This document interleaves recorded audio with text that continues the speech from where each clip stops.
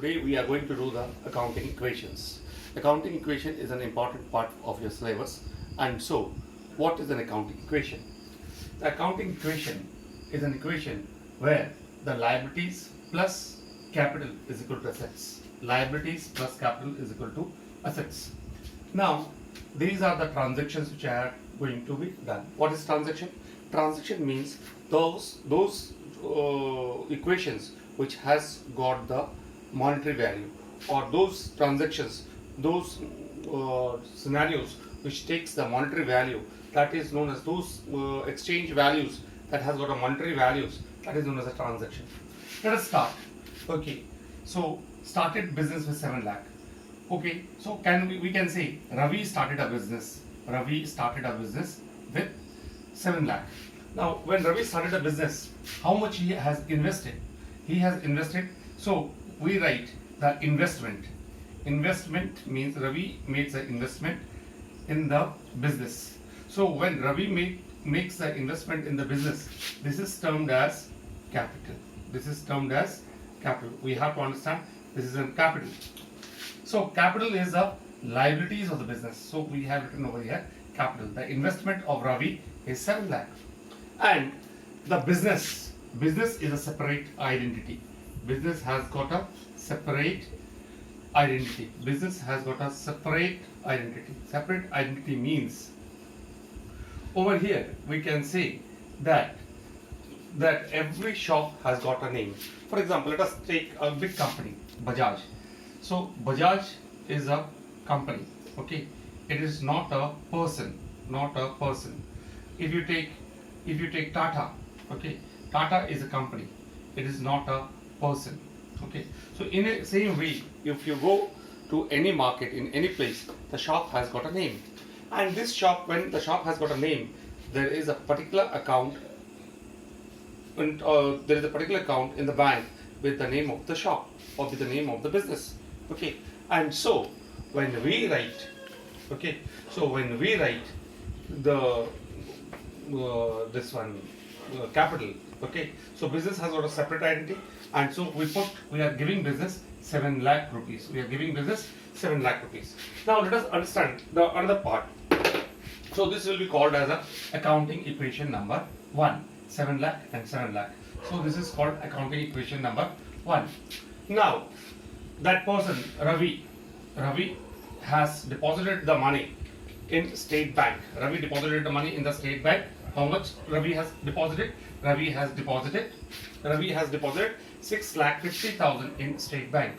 So what we will do is that from cash 6,50,000 will be deducted. From cash 6,50,000 will be deducted, and then after that we will draw a line.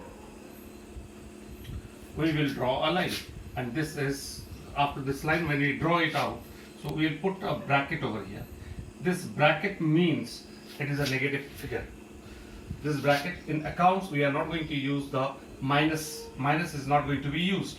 So deposited rupees 6,50,000 in SBI. So that 6,50,000 I have put, and over here I will write over here 6,50,000. Clear? I will write 6,50,000. Now this will become accounting equation number 2. So 7 lakh, it goes down the same way. Okay, 7 lakh minus 6,50,000, it comes like this, and bank 6,50,000 comes like this. Now I say that purchased stock. If I write purchased stock rupees 1 lakh. Okay, 20,000 credit. Credit means what he has not paid. What does credit means?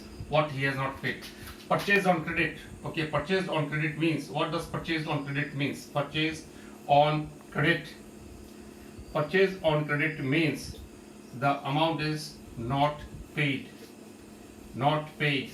Okay, not paid means you have to pay. Okay, that is known as liability. which is called as liability. This is known as liability. So purchased on credit, that means 20,000 over here. Out of 1 lakh, 20,000 is not paid. So how much he has paid?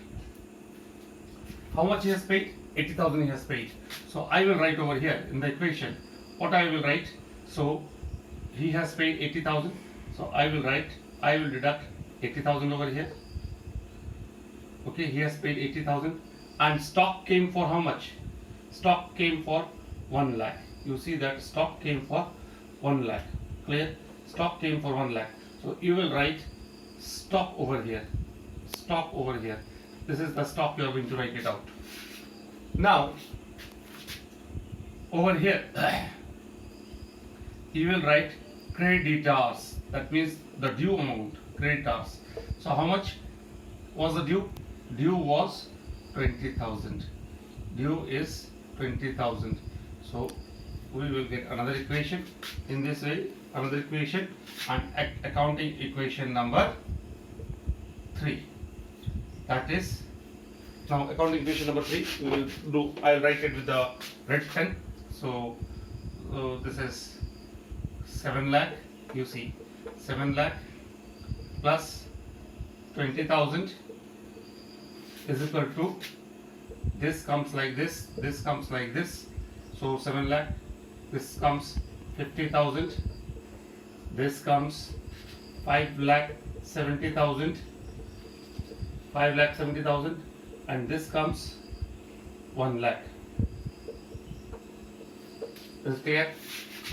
I hope this much is clear to everybody. So let us see that this notes you prepare. You watch the video again and you prepare the notes. Okay. Now, number fourth, paid wages.